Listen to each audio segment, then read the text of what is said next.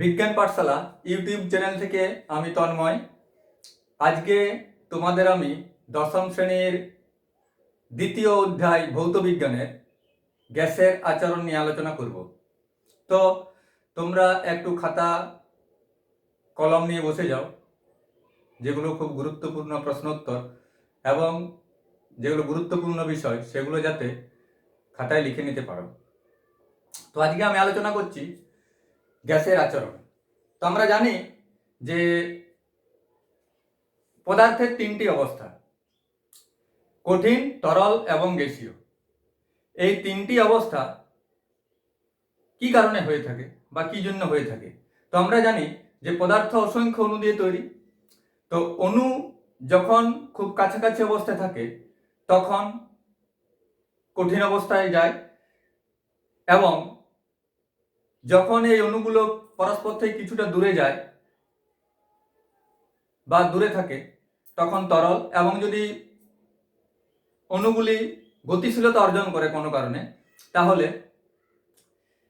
একটা পদার্থ গ্যাসীয় অবস্থায় যায়। তো আমরা জানি যে পদার্থের তিনটি অবস্থা, এই তিনটি অবস্থা আমরা লিখছি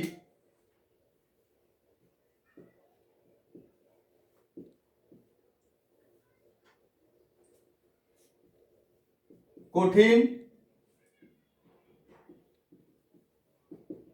তরল, গ্যাসীয় অবস্থা।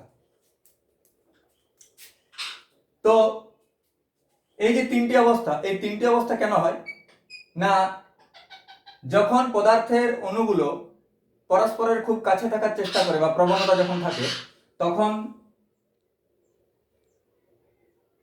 এই অবস্থাটাকে যদি আমরা নাম দিই মিউচুয়াল অ্যাট্রাকশন, আর অণুগুলো যখন পরস্পর থেকে দূরে সরে যাওয়ার প্রবণতা দেখা যায় কোনো কারণে তখন এটাকে যদি আমরা বলি এসকেপিং টেন্ডেন্সি, তাহলে পরস্পর আকর্ষণ করার ক্ষমতা বা মিউচুয়াল অ্যাট্রাকশন যদি বেশি হয়, দূরে সরে যাওয়ার প্রবণতা বা এসকেপিং টেন্ডেন্সি থেকে তখন কঠিন অবস্থায় যায়। মিউচুয়াল অ্যাট্রাকশন যদি এসকেপিং টেন্ডেন্সি বা দূরে সরে যাওয়ার, অণুগুলি পরস্পরের থেকে দূরে সরে যাওয়ার প্রবণতা যদি সমান থাকে তাহলে তরল অবস্থায় যায়। আর মিউচুয়াল অ্যাট্রাকশন চেয়ে যদি এসকেপিং টেন্ডেন্সি বা দূরে সরে যাওয়ার প্রবণতা বেশি থাকে তখন গ্যাসীয় অবস্থায় যায়।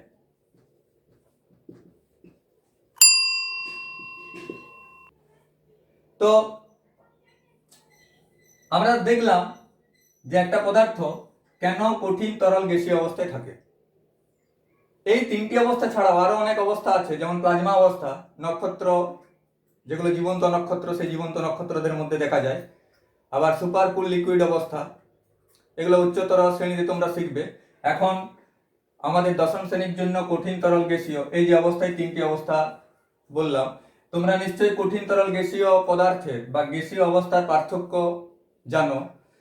কঠিন পদার্থে অণুগুলির আকর্ষণ ক্ষমতা, পারস্পরিক আকর্ষণ ক্ষমতা বেশি থাকে, তরল পদার্থে অণুগুলির পারস্পরিক আকর্ষণ ক্ষমতা একটু কম থাকে তুলনামূলকভাবে।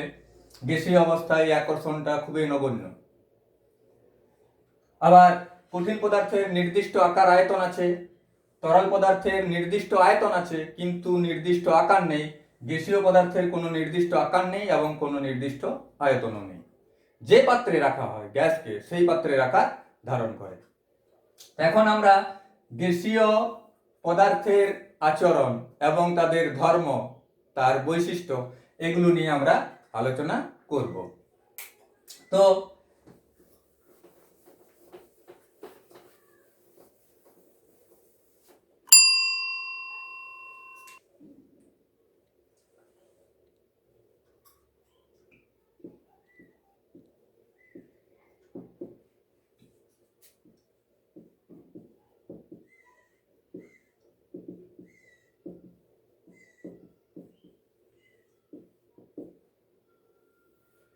গ্যাসের পরিমাপযোগ্য বৈশিষ্ট্য, গ্যাসের পরিমাপযোগ্য বৈশিষ্ট্য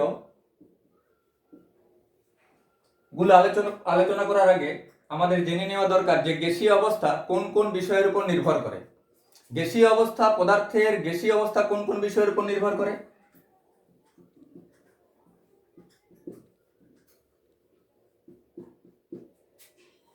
নির্ভর করে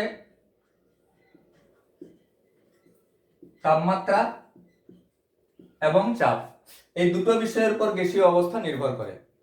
তো এখন আদর্শ গ্যাস যদি আমরা পেতে চাই, বা আদর্শ গ্যাস কোন অবস্থায় বা কোন শর্তে আদর্শ গ্যাস পাওয়া যাবে, এটা যদি পরীক্ষায় প্রশ্ন আসে তাহলে আমরা কি লিখতে পারি বা কি বলতে পারি? তো তোমরা জানো যে চাপ যদি বাড়ানো হয়, চাপকে যদি বাড়ানো হয় তাহলে গ্যাসীয় অণুগুলি বা গ্যাসীয় পদার্থের অণুগুলি পরস্পর খুব সামনে চলে আসে। আর তাপমাত্রা যদি বাড়ানো হয় তাহলে গ্যাসীয় পদার্থের অণুগুলি পরস্পর থেকে দূরে সরে যেতে থাকে। তো এখন দূরে যদি সরে যায় তাহলে গ্যাসীয় ধর্ম বা গ্যাসীয় অবস্থা প্রকাশ পায়। অণুগুলো যদি পরস্পর থেকে দূরে সরে যায় তাহলে গ্যাসীয় অবস্থা আসে।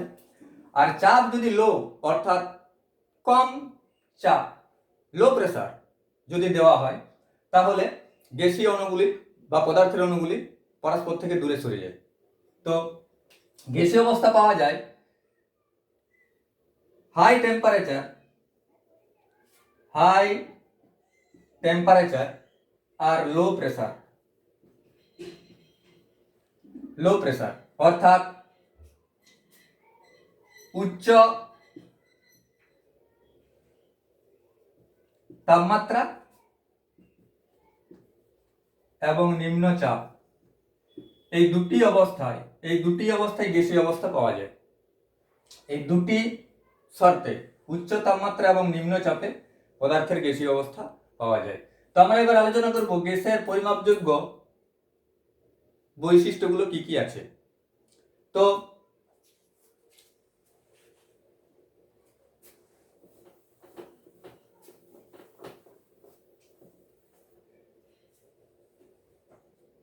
গ্যাসের পরিমাপযোগ্য বৈশিষ্ট্যগুলো প্রথমে আমরা পাবো ভর, দ্বিতীয়তে পাবো আয়তন, 3 নম্বর হলো চাপ, 4 নম্বর হলো তাপমাত্রা, 5 নম্বর হলো ঘনত্ব। ভর, গ্যাসের ভর আছে কি? হ্যাঁ, অবশ্যই আছে গ্যাসের ভর। যদি কোনো একটা খালি পাত্রে ওজন যদি নেওয়া হয় বা ভর যদি মাপা হয়, ধরা যাক x গ্রাম, খালি পাত্রের ওজন x গ্রাম।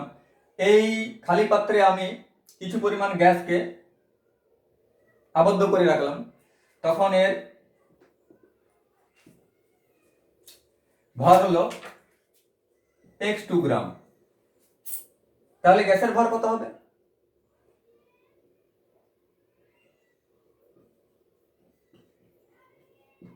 গ্যাসের ভর সমান x2 মাইনাস x1 গ্রাম। ভরের একক আমরা শিখে এসেছি, ভরের একক এসআই পদ্ধতিতে কিলোগ্রাম, সিজিএস পদ্ধতিতে গ্রাম ভরের একক। তো এই ভর থেকে আমরা আরেকটা জিনিস পাবো, সেটা হচ্ছে মোল বা মোল সংখ্যা।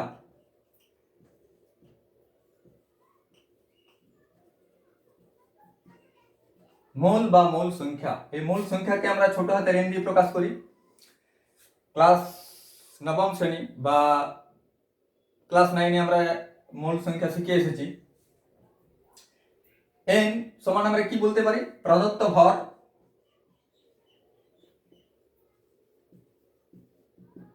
বাই বা ভাগ আণবিক ভর।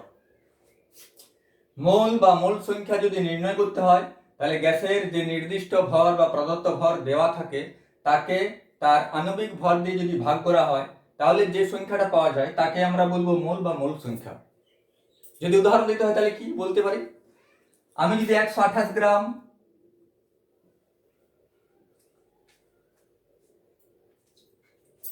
128 গ্রাম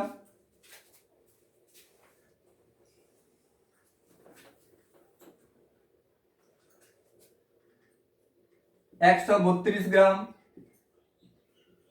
কার্বন ডাইঅক্সাইড এর মোল সংখ্যা কত?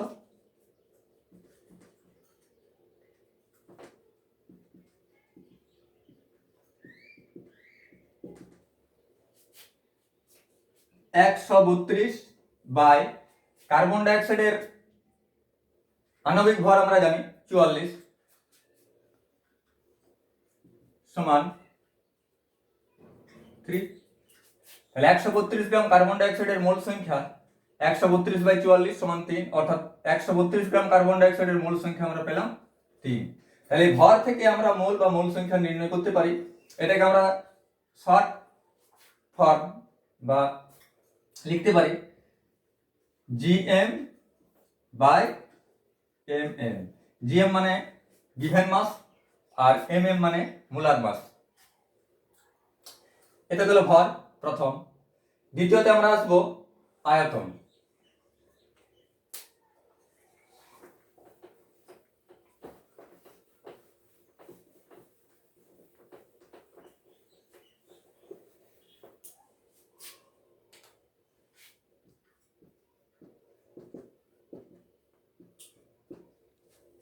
আয়তন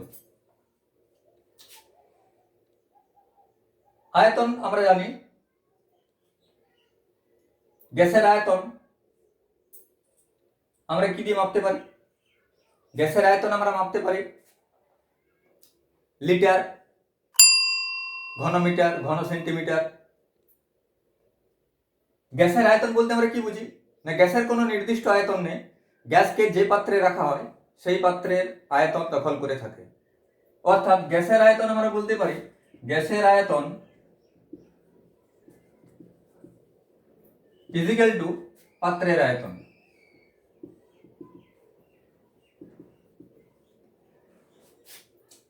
গ্যাসকে যে পাত্রে রাখা হয় সেই পাত্রের আয়তনই দখল করে থাকে। অর্থাৎ আমি যদি 1 লিটার একটা পাত্রে কিছু গ্যাস রাখি, তাহলে তার আয়তন হবে 1 লিটার। আবার ওই গ্যাসটাকে, ওই নির্দিষ্ট পরিমাণ গ্যাসকে যদি আমি 2 লিটার পাত্রে রাখি, 2 লিটার পাত্রে যদি রাখি,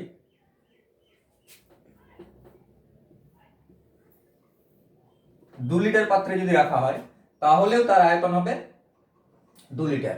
ওই নির্দিষ্ট পরিমাণ গ্যাসের আয়তন হবে 2 লিটার। আবার একটা জিনিস মনে রাখা দরকার, যদি পরস্পর বিক্রিয়া করে না এরকম 2 বা ততোধিক গ্যাসকে যদি কোনো পাত্রে রাখা হয় তাহলে প্রত্যেকটা গ্যাস ওই নির্দিষ্ট পাত্রের আয়তন দখল করে নেয়। উদাহরণ যদি দিই, ধরো হাইড্রোজেন, অক্সিজেন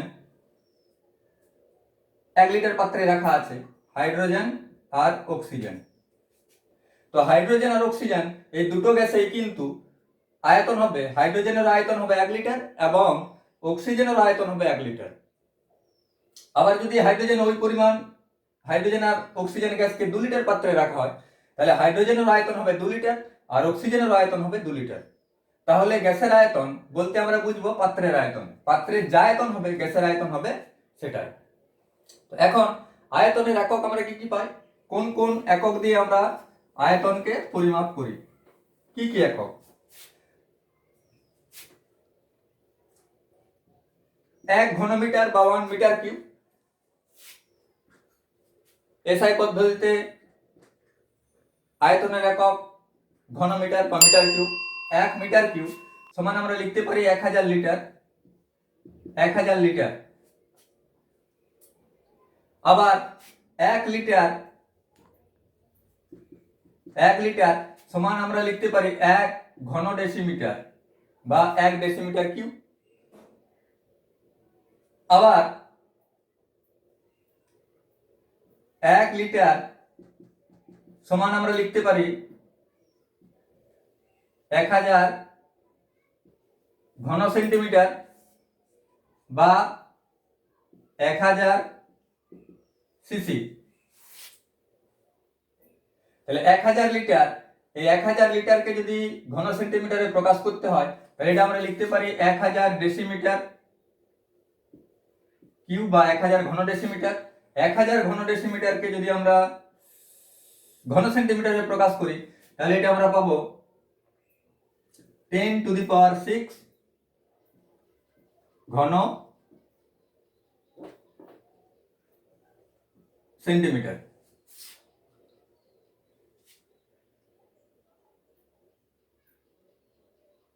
এটা তোমরা একটু লিখে নাও, কারণ এটা আমাদের কাজে লাগবে। যখন গাণিতিক সমস্যায় যাব তখন আমাদের এই এককগুলো খুবই দরকার। আর মনে রাখবে যে গ্যাসের গাণিতিক সমস্যা সমাধান করার সময় আয়তনের একক যেন লিটার থাকে, কারণ লিটার এককে গাণিতিক সমস্যার সমাধান করা একটু সহজ হয়ে ওঠে আমাদের কাছে। তো এটা আয়তন, আয়তনের পরে আছে চাপ।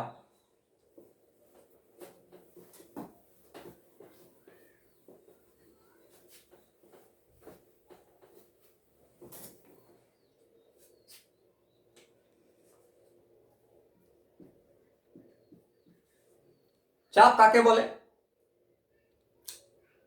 আমরা জানি যে একক ক্ষেত্রফলের উপর প্রযুক্ত, কেমন ভাবে প্রযুক্ত? লম্বভাবে প্রযুক্ত। একক ক্ষেত্রফলের উপর লম্বভাবে প্রযুক্ত বলকে বলা হয় চাপ। অর্থাৎ চাপ সমান আমরা লিখতে পারি চাপ P সমান F বাই A। F মানে কি? F মানে হলো বল, A মানে হচ্ছে এরিয়া বা ক্ষেত্রফল।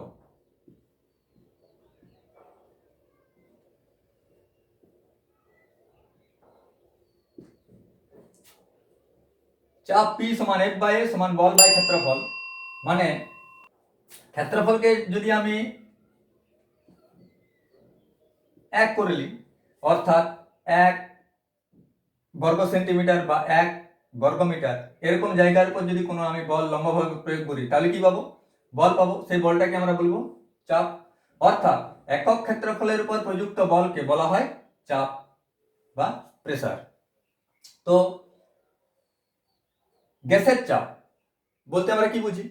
বা গ্যাসের চাপ বা গ্যাস কোনো পাত্রে চাপ কেন প্রয়োগ করে বা কি কারণে প্রয়োগ করে?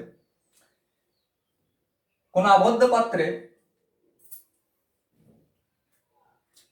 যদি কোনো গ্যাসকে রাখা হয় তাহলে গ্যাসের অণুগুলো নিজেদের মধ্যে সংঘর্ষের কারণে পাত্রের দেওয়ালে ধাক্কা দেয়। গ্যাসের অণুগুলো একটা নির্দিষ্ট গতিশক্তি আছে, প্রত্যেকটি অণু। এই গতিশক্তির দরুন প্রত্যেকটা অণু পাত্রের দেওয়ালে লম্বভাবে বল প্রয়োগ করে। এই বল প্রয়োগ করার সময় পাত্রের দেওয়ালের প্রতি একক ক্ষেত্রফলে যে বল প্রয়োগ করে সেটাকে আমরা বলবো গ্যাসের চাপ। আর ধাক্কা দেওয়ার জন্যই, পাত্রের দেওয়ালে গ্যাসের অণুগুলি ধাক্কা দেওয়ার জন্যই গ্যাসের চাপের সৃষ্টি হয়। তাহলে গ্যাসের চাপ বলতে আমরা কি বুঝি?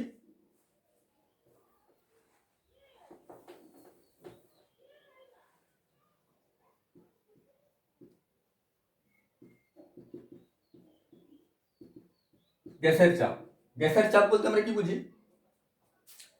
নির্দিষ্ট উষ্ণতায়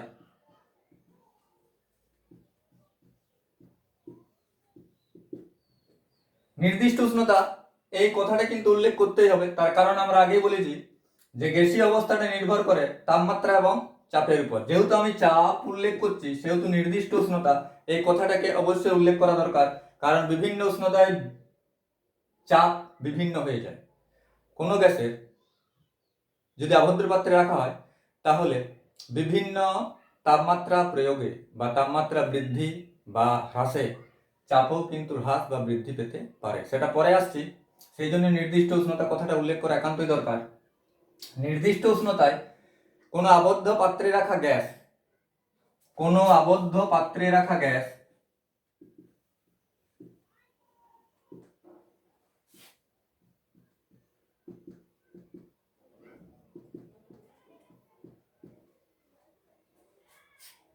পাত্রের দেওয়ালে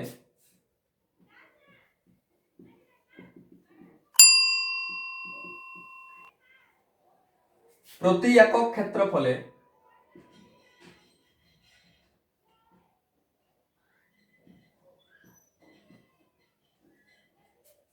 লম্বভাবে যে বল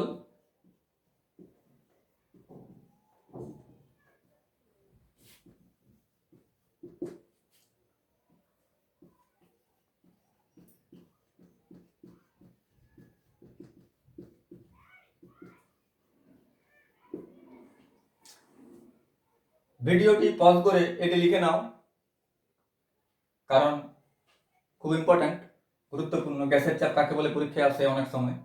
নির্দিষ্ট উষ্ণতায় কোনো আবদ্ধ পাত্রে রাখা গ্যাস পাত্রের দেওয়ালে প্রতি একক ক্ষেত্রফলে লম্বভাবে যে বল প্রয়োগ করে তাকে ওই গ্যাসের চাপ বলে। অর্থাৎ আমরা চাপ সম্পর্কে তো আগেই জেনেছি, বল বাই ক্ষেত্রফল সমান চাপ। এবার আসে চাপের একক। চাপের বিভিন্ন রকমের একক আছে, সেই এককগুলো সম্পর্কে আমরা জানবো এবং তাদের মানগুলো সম্পর্কেও আমরা জানবো। তো চলো,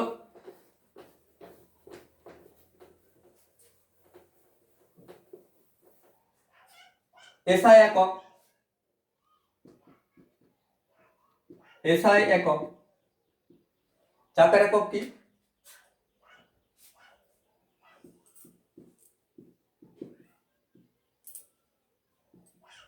এসআই ইউনিটে চাপের একক হচ্ছে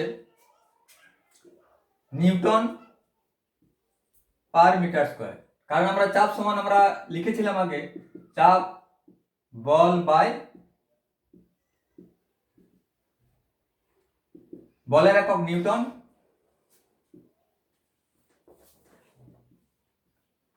আর ক্ষেত্রফলের একক মিটার স্কয়ার।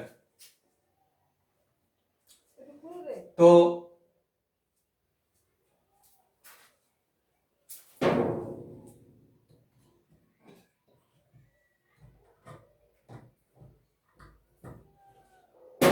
এই নিউটন মিটার স্কয়ারকে আমরা বলি পাস্কাল।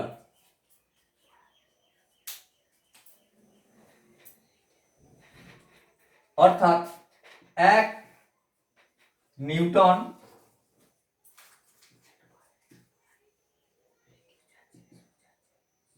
One Pascal.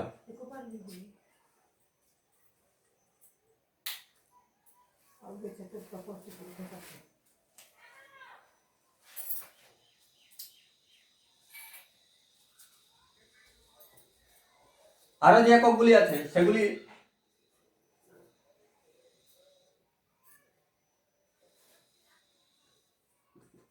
এটিএম বা বায়ুমণ্ডলীয় চাপ, atmospheric pressure, ATM.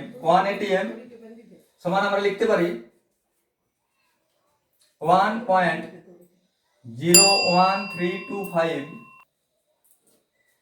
Into 10⁵ Pascal. পাস্কালকে পিই দিয়ে লেখা হয় 1.01325 ইন্টু 10⁵ পাস্কাল। এখন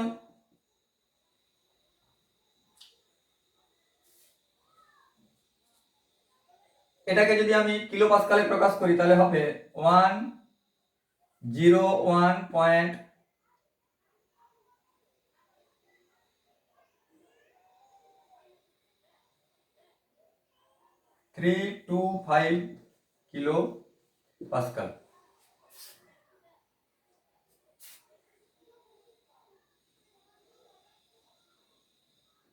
এটা সমান আমরা বলতে পারি 76 সেন্টিমিটার পারদ স্তম্ভের চাপ।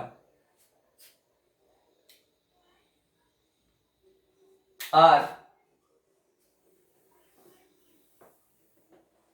76 সেন্টিমিটার পারদ স্তম্ভের চাপ, তাহলে আমরা পেলাম 1 atm equal to 1.01325 into 10⁵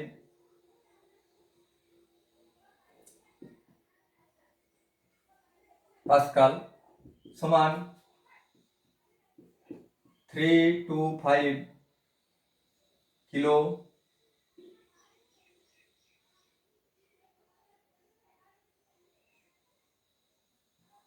pascal সমান 76 সেন্টিমিটার পারদ স্তম্ভের চাপ ইজিক্যাল টু 760 মিলিমিটার পারদ স্তম্ভের চাপ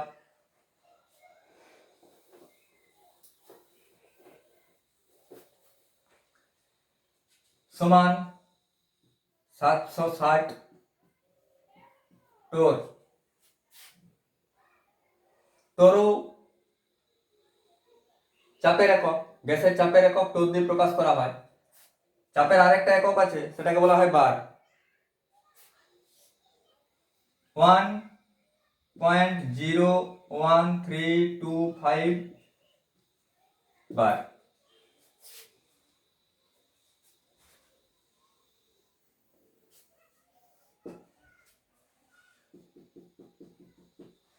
চাপের এই যে বিভিন্ন একক, এই বিভিন্ন এককগুলি লিখে নাও, পরবর্তীকালে তোমাদের কাজে লাগবে। কারণ যখন গাণিতিক সমস্যায় যাব তখন এই এককগুলো আমাদের যদি আমরা জেনে রাখি তাহলে সেই গাণিতিক সমস্যাগুলো সমাধান করতে আমাদের সুবিধা হবে। তো আরেকবার বলি, 1 atm is equal two 1.01325 into 10⁵ Pascal. এটাকে আমি যদি কিলো পাস্কালে করি তাহলে লেখা যাবে 101.325 in kilo pascal is equal to 76 centimetre পারস্তম্ভের চাপ সমান 760 মিলিমিটার পারস্তম্ভের চাপ সমান 760 টোর বা 1.01325 বার। এটা গেল চাপ। চাপ কাকে বলে, চাপের একক, গ্যাসের চাপ কাকে বলে, এ সকল আমরা জানলাম। এবার আসছি তাপমাত্রা।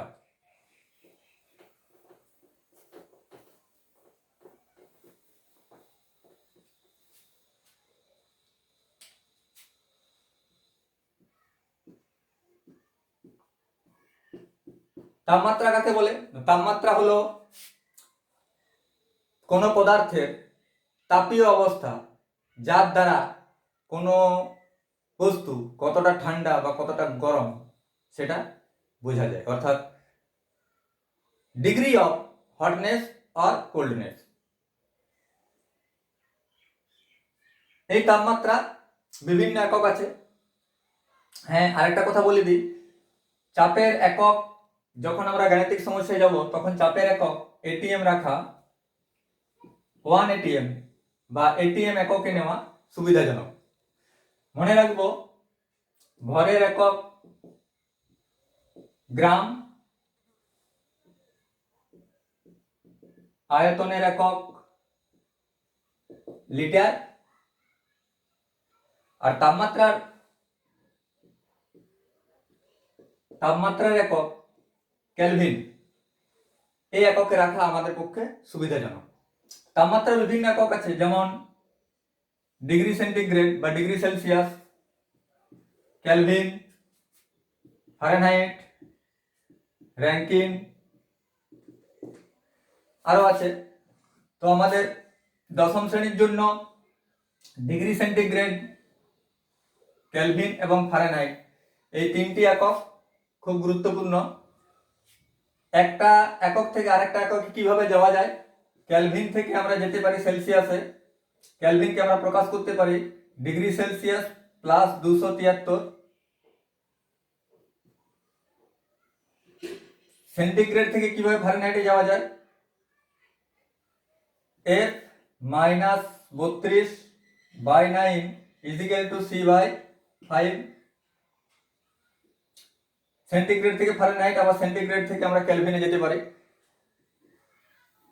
এই দুটো সূত্র আমাদের কাছে খুব গুরুত্বপূর্ণ, লিখে নাও। এই দুটো সূত্রের সাহায্যে আমরা তাপমাত্রাকে একটা একক থেকে আরেকটা এককে সহজেই নিয়ে যেতে পারি। এই সূত্রগুলো কিভাবে এলো এর একটা আমি ভিডিও আপলোড করব কিছুদিন পর। তোমরা যারা সাবস্ক্রাইব করে রেখেছো তারা একটু দেখে নিও। তো তাপমাত্রার একক। এবার আসছি আমরা ঘনত্ব।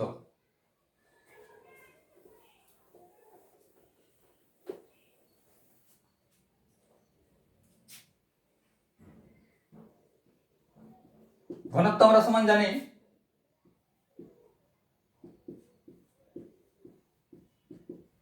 ভর বাই আয়তন এম বাই ভি। ঘনত্বকে আমরা কি দিয়ে প্রকাশ করি? ডি দিয়ে প্রকাশ করি। ঘনত্ব ডি সমান এম বাই ভি, এটা আমরা জানি, ভর বাই আয়তন। এই ঘনত্ব, গ্যাসের ঘনত্ব আমরা দুটো পাবো, একটা পরম ঘনত্ব বা অ্যাবসলিউট ডেনসিটি, আর একটা বাষ্প ঘনত্ব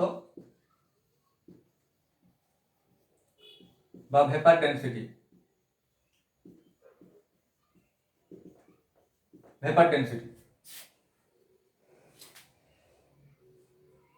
বাষ্প ঘনত্ব কাকে বলে, বা বাষ্প ঘনত্ব আমরা লিখবো, বাষ্প ঘনত্ব সমান আণবিক ভর বাই 2। আণবিক ভর বাই 2। পরম ঘনত্ব ডি সমান আমরা লিখব পিএম বাই আর টি।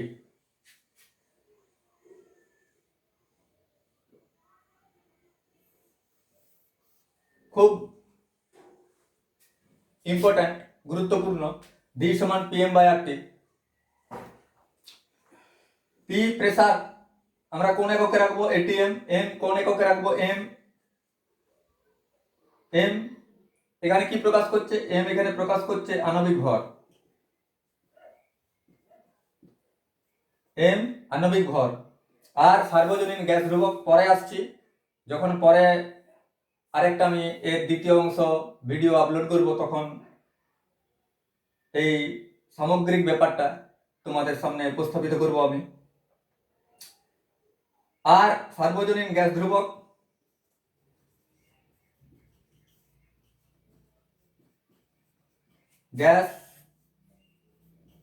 ধ্রুবক টি তাপমাত্রা কোন এককে প্রকাশ করব? কেলভিন। তাপমাত্রা সর্বদা কেলভিন এককে প্রকাশ হবে। গ্যাসের যে কোনো গাণিতিক সমস্যার সমাধানে আমরা তাপমাত্রাকে কেলভিন এককে প্রকাশ করব সর্বদা, সব সময়। ভর গ্রাম, আয়তন লিটার, তাপমাত্রা কেলভিন। সার্বজনীন গ্যাস ধ্রুবক যদি প্রেসার এটিএম, এম